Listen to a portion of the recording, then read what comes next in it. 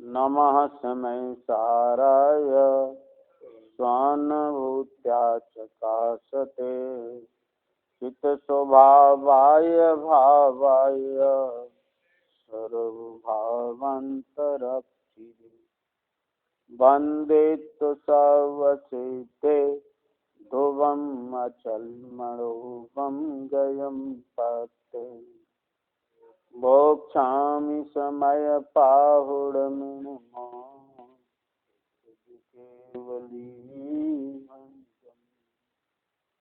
निज स्वरूप को परम रस भरो अपार मंदो परमानंदमय समय सारयिकार कुंद कुंद मुल चंदवर अमृत चंद मुनि आत्म रसी बनारसी बंदों पद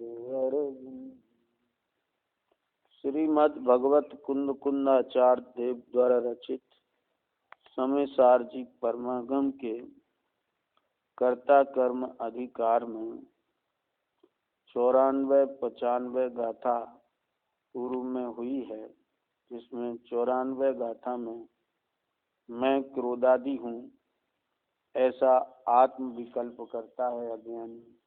95 गाथा में मैं धर्मादि हूँ ऐसा आत्म विकल्प अर्थात अपने पने रूप उपयोग का अज्ञानी करता है। इसलिए कर्तृत्व का मूल अज्ञान सिद्ध हुआ। अब कर्तृत्व का मूल अज्ञान किस प्रकार है,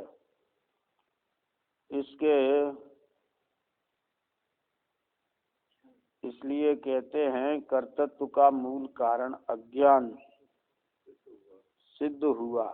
वह किस प्रकार है? एवं प्राणी दबाणी अपयम कुड़ई मंद बुद्धियो अपाड़म पिय परम करे अड़ाड़ भावेण।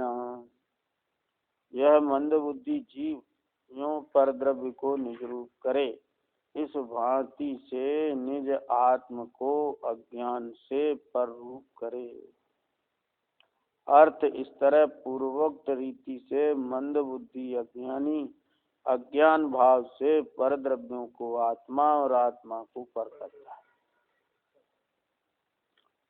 दृष्टि का प्रगट रूप से यह आत्मा मैं क्रोध हूँ इत्यादि और मैं धर्मादि हूँ इत्यादि की तरह पूर्वोक्त प्रकार से परद्रव्यों को आत्मा और आत्मा को परद्रव्य रूप करता है। यद्यपि यह आत्मा समस्त वस्तुओं के संबंध से रहित है, अमर्यादित शुद्ध चैतन्य धातुमयी है, तथापि अज्ञान के कारण सविकार सोपादि रूप किए गए अपने चैतन्य परिणाम से उस प्रकार के अपने परिणाम का कर्ता प्रतिभासित होता है।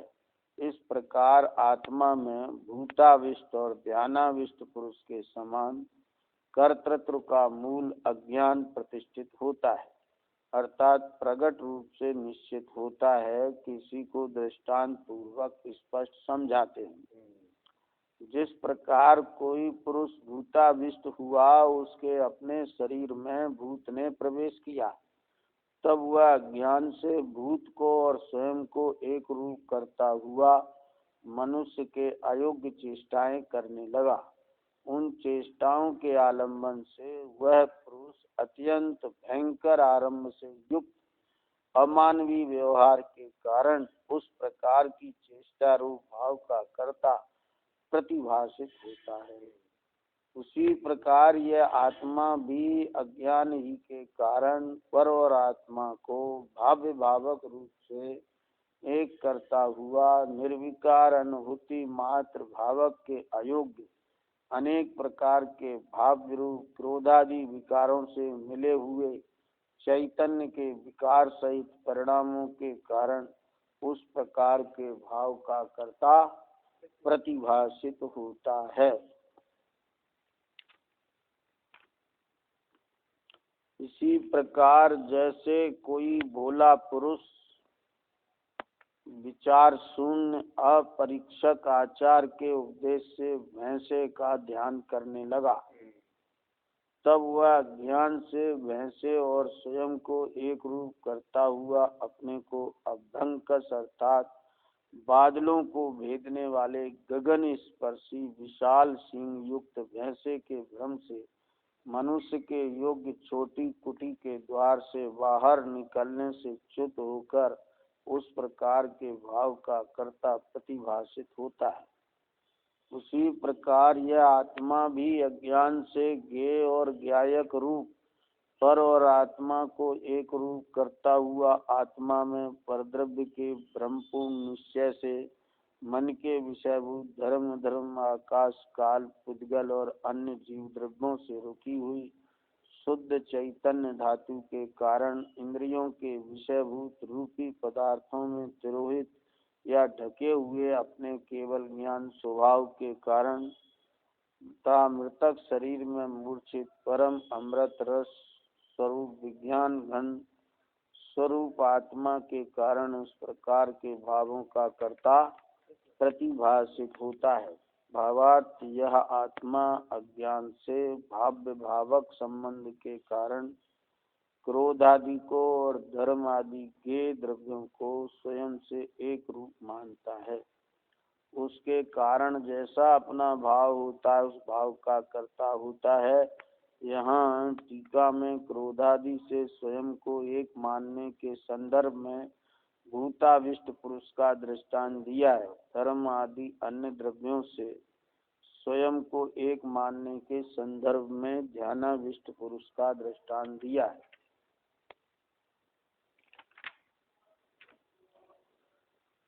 गाथा 96। जैसा कि पूर्वोक्त रीति से माने पूर्वोक्त गाथाओं में कहा गया है कि यह अज्ञानी अपने को पर करता है और पर को अपने रूप करता है, उसी को विशेष स्पष्ट समझाने के लिए यहाँ कहा है मंद बुद्धि अज्ञानी अज्ञान भाव से पर द्रव्यों को आत्मा और आत्मा को पर करता है। अब वह अज्ञान भाव किस प्रकार है?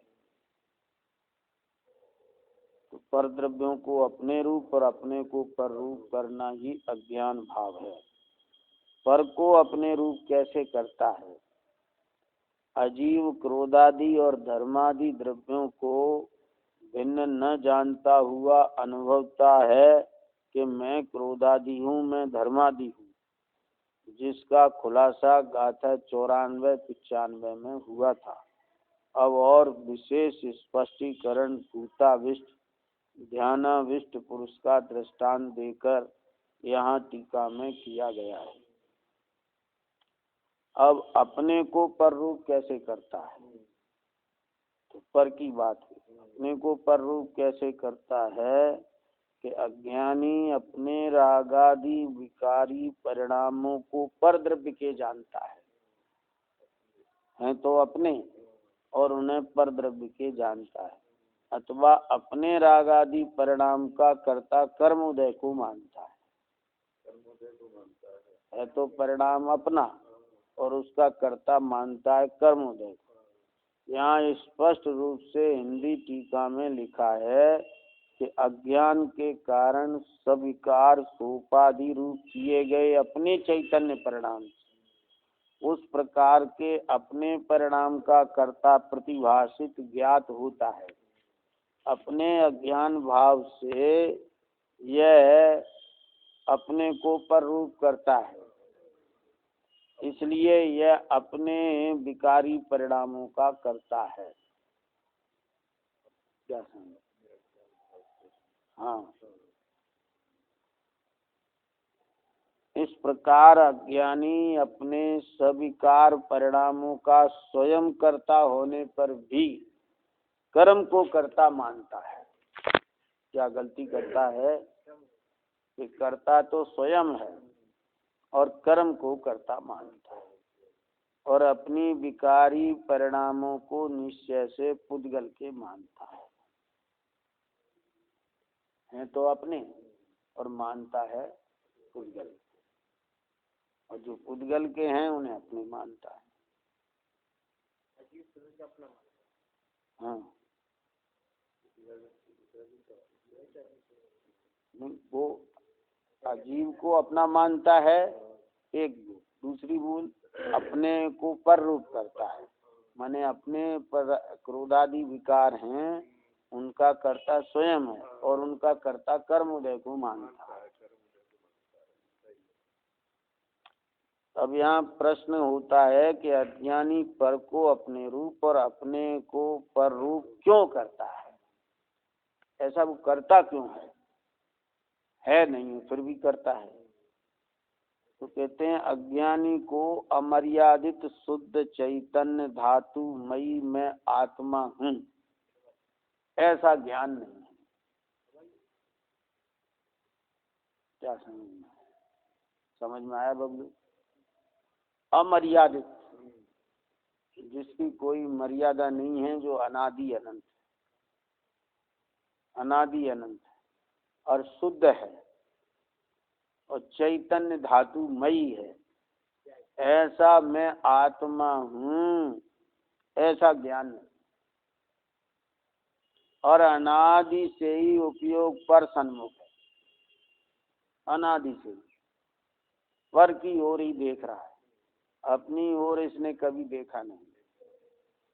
पर सन्मुख होने से पर को अपने रूप अपने को पर रूप करता हुआ अज्ञान भाव को प्राप्त हो रहा है। क्या पर को अपने रूप मानना अग्रहित मिथ्यात है और अपने को पर रूप करना ये ग्रहित मिथ्यात है। ग्रहित मिथ्यात है माने ये अग्रहित होता है जो अनादि से है और ग्रहित होता है जो किसी मान्यता वश माना जाता है। हाँ, नया पड़ा हुआ होता है। तो पर को अपने रूप करता है ऐसा अनादि से अग्रहित मिथ्या है। जो पर है शरीर कर्म आदि उसको अपने रूप जानता है और अपने को पर रूप करता है ये उसने सीख के जाना है कि राग आदि परिणाम कर्म के उदय से होते हैं, कर्म का उदय इनका करता है, मेरा इसमें दोष नहीं है, मैं तो शुद्ध बुद्ध हूँ, अविनाशी हूँ। ये जो राग आदि परिणाम है उनका करता तो कर्म है, इसलिए वो पुद्गल है। अमर्यादित माने अनादि अनंत, जिसका न प्रारंभ हुआ न जिसका अंत होगा। हाँ, तो सीमा नहीं है ना इसकी, सीमा में आदि अंत होता है ना, सीमा में आदि अंत होता है ना, कहीं अंत है तभी तो उसकी सीमा है ना, ना आदि है ना अंत है। मैं अमर्यादित शुद्ध चैतन्य धातुमयी आत्मा हूँ ऐसा ज्ञान नहीं है और अनादि से ही उपयोग पर सर्वमुख होने से पर को अपने रूप और अपने को पर रूप करता हुआ अज्ञान भाव को प्राप्त हो रहा है। किस प्रकार के भूतावृष्ट पुरुष की भांति अज्ञानी सविकार चैतन्य परिणाम का करता है।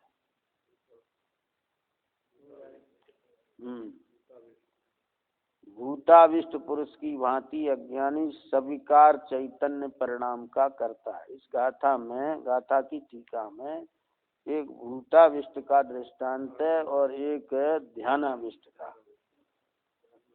तो भूताविष्ट जो का दृष्टांत दिया है वह कर्म को, मोह को, क्रोधादि को अपने रूप करता है, भाव्य भावक को एक रूप करता है, इसके लिए भूताविष्ट का उदाहरण है। और पर द्रव्यादि धर्मादि द्रव्यों को वो अपने रूप करता है, उसमें ध्यानाविष्ट का दृष्टांत दिया है। भूताविष्ट अर्थात किसी पुरुष या महिला के शरीर में भूत व्यंतर प्रवेश हो जाता है, तब वहाँ भूत और मनुष्य का अज्ञानता से भेद नहीं दिखता कि जहाँ में मनुष्य कितने हैं और भूत किधर है। एक रूप होता हुआ वह मनुष्य भूत के अनुसार अमानसिक चेष्टा करने लगता है। एक रूप हो जाता है, वो तो नहीं जाता है, लेकिन एक रूप होता हुआ वह मनुष्य भूत के अनुसार अमानसिक चेष्टा करने लगता है, वैसे वैसे क्रिया करता है। अब मनुष्य और भूत है तो भिन्न भिन्न, लेकिन जब वो भूताविष्ट होता है तब वो मनुष्य क्रिया करता है, लेकिन करता है भूत के अनुसार।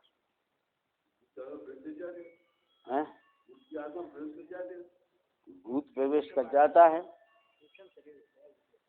कि क्रूर वृत्ति से गाली बकता है, अमानसिक चेष्टाएं करता है ना, तो कभी गाली बकता है अथवा रोता है अथवा गाता है। पागलों जैसी अनेक चेष्टाओं के आलंबन से वह पुरुष अत्यंत भयंकर आरंभ से युक्त अमानवीय व्यवहार के कारण उस प्रकार की चेष्टा रूप भाव का कर्ता प्रतिभाषित होता है। क्या समझ में? अमानवीय व्यवहार के कारण, जो व्यवहार मनुष्य पर्याय का नहीं है, उस व्यवहार के कारण अनेक प्रकार की चेष्टा करता है। चेष्टा करता हुआ उस भाव का वह कर्ता प्रतिभाषित ज्ञात होता है। उसी प्रकार यह अज्ञानी आत्मा मोह कर्म के भूत से युक्त क्या है? ये अज्ञानी आत्मा भी मोह कर्म के भूत से युक्त है। मोह कर्म के भूत से युक्त होने पर और आत्मा को भाव्य भावक रूप से एक करता है। कैसे करता है? भाव्य भावक रूप से एक करता है। ये भाव्य भावक क्या होता है? तो भावक तो है अचेतन कर्म रूप क्रोध आदि, ये भावक है। और भाव्य क्या है कि जीव क्रोध आदि भाव्य है। ये को चेतन भावक के साथ एक रूप मानता है, भाव्य भावक का भेद नहीं करता। माने क्रोध के उदय को और क्रोधादि भाव का भेद नहीं करता, एक रूप जानता है। इस प्रकार भाव्य भावक को एक करता है। इसीलिए अज्ञान के कारण सविकार अपने चैतन्य परिणाम का कर्ता होता है। हाँ, अज्ञान के कारण। अज्ञान क्या? कि भाव्य भावक का भेद नहीं जानता, ये अज्ञान है। क्रोधादि कर्म का हृदय और क्रोधादि भाव, ये दोनों भिन्न भिन्न वस्तु हैं। अत्यंता भाव है इनमें, पर वह अज्ञान के कारण इनमें एकता करता होने से ऐसे अज्ञानमय विकार रूपी चैतन्य परिणामों का कर्ता होता है। क्यों होता है? क्योंकि वह निर्विकार अनुभूति मात्र भावक का भाव विज्ञान चेतना रूप नहीं परिणमता। समझ में आया ना? भावक स्वयं निर्विकार अनुभूति मात्र भावक, और इसका भाव्य है ज्ञान चेतना रूप। रूप नहीं परिणमता, परंतु कर्म रूप भावक के साथ एकत्व करता है। स्वयं अनुभूति मात्र भावक है आत्मा, और ज्ञान चेतना भाव्य है, उसकी एकता तो जानता नहीं।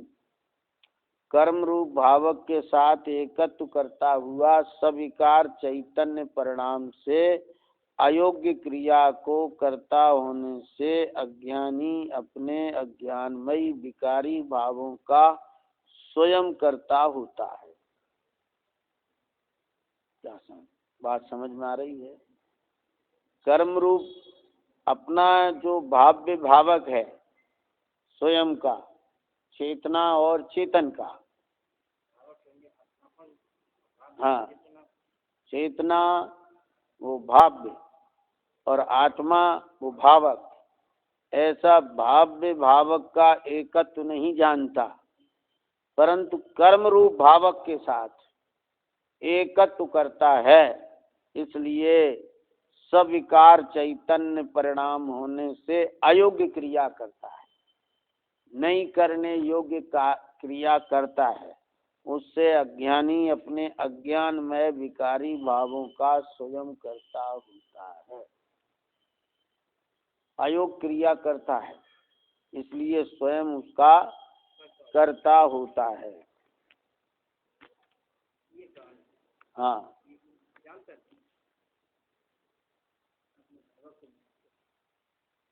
योग्य अयोग्य क्रियाएं क्या होती हैं?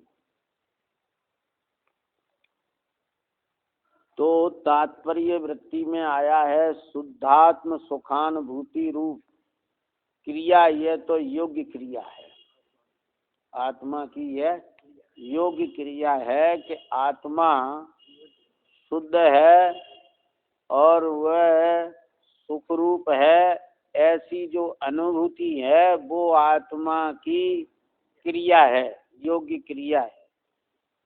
जैसे मनुष्य की योग्य क्रियाएं होती हैं नित्य व्यवहार रूप, वो योग्य क्रियाएं भूताविष्ट होने से नहीं करता, अन्यथा चेष्टाएं करता है। उसी प्रकार शुद्धात्म सुखानुभूति रूप क्रिया योग्य है, तो वो योग्य क्रिया नहीं करता, अयोग्य क्रिया करता है। अयोग्य क्रिया क्या है कि पुण्य कर्म के उदय में विषय सुखानुभव के आनंद रूप स्व संवेदन ज्ञान करता है। माने पुण्य कर्म का उदय होता है तो उससे जो विषयों की प्राप्ति होती है, अनुकूल विषयों की प्राप्ति होती है, उसमें सुखानुभव, सुख का अनुभव करता है। आनंद रूप वह स्व संवेदन ज्ञान करता है। विषयों की प्राप्ति होती है तो बड़ा खुश होता है, अनुकूल सुविधाएं मिलती हैं तो उसमें बड़ा आनंद मानता है। तो पुण्य कर्म के उदय होने पर जो विषयों की प्राप्ति है उसमें सुख मानता हुआ मगन होता है, ये अयोग्य क्रिया है। दूसरी अयोग्य क्रिया क्या है कि पाप कर्म के उदय में दुखानुभव। हाँ, पाप का उदय आया, रोग आदि हुए, लोग प्रतिकूल हुए, अपनी कोई आज्ञा नहीं मानता है, इष्ट का वियोग हुआ, अनिष्ट का संयोग हुआ, तो उसमें दुख का अनुभव करता है। ये अयोग्य क्रिया है। समझ में आया ना? योग क्रिया क्या, योग्य क्रिया क्या? शुद्ध आत्मा की अनुभूति का सुख भोगना, ये योग्य क्रिया है।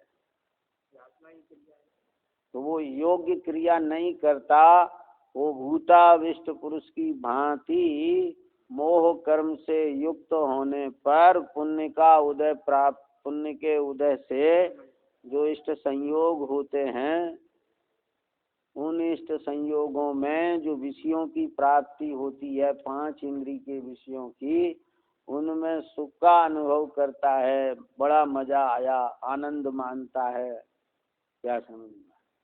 भगवान की कृपा से अब कोई कमी नहीं है, हैं? असीम अनुकंपा है। हाँ, बेटा बेटी सब लग गए, अब सबसे निवृत्त हो गए, कोई कमी नहीं है। अनुकूलता होने पर सुख का अनुभव करता है, ये अयोग्य क्रिया है। जो अपना नहीं है उसमें सुख मानता है, उसे अपना मानता है, अपना मान के प्रवृत्त होता है, सब अयोग्य क्रियाएं हैं। क्या ख्याल? जो अपना नहीं है उसी को अपना मानकर प्रवृत्त होता है। ये खास हैं, बिल्कुल परिवार के हैं या हमारे खास रिश्तेदार हैं। जब ये शरीर ही तेरा नहीं तो ये सब तेरे कैसे हो गए?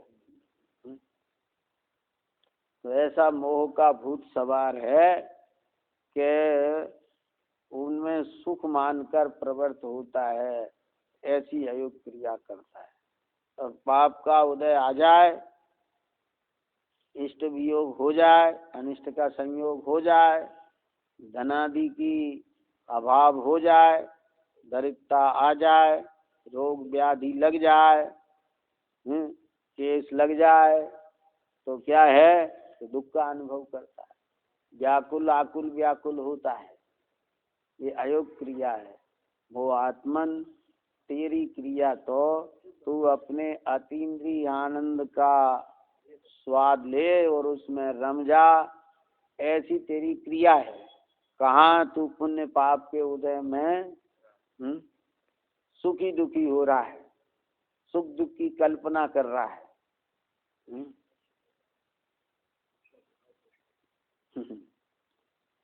ऐसी अयोग क्रिया करता है।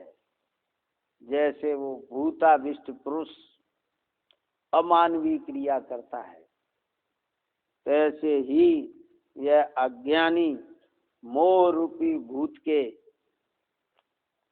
संयोग से स्वयं विकारी होकर ऐसी क्रिया करता है और उस मोह के साथ अपना एकत्व स्थापित करता है। उसे ये भेद नहीं लगता है कि जैसे किसी पर भूत आ जाता है तो उसे ये नहीं लगता है कि भूत अलग है मैं अलग हूँ। ऐसे ही जीव पर मोह का उदय आता है तो इसको ऐसा नहीं लगता कि मोह का उदय जुदा है और मैं जुदा हूँ, क्रोध का उदय जुदा है और मैं जुदा हूँ, मेरा लक्षण भिन्न है और इसका लक्षण भिन्न है, ऐसा प्रतिभासित ना होता हुआ क्रोधादि विकार रूप परिणमित होता है। इस प्रकार वह अपने विकारी परिणामों का स्वयं करता होता है। क्या समझ? ऐसा इस गाथा का अभिप्राय है, आशय है कि अपने शुद्धात्म स्वरूप की आनंद की प्राप्ति ना होने से यह पुण्य पाप के उदय में सुखानुभूति अखान दुखानुभूति करता हुआ अयोग्य प्रवृत्ता है। ऐसी अयोग्य क्रिया छोड़ने योग्य है।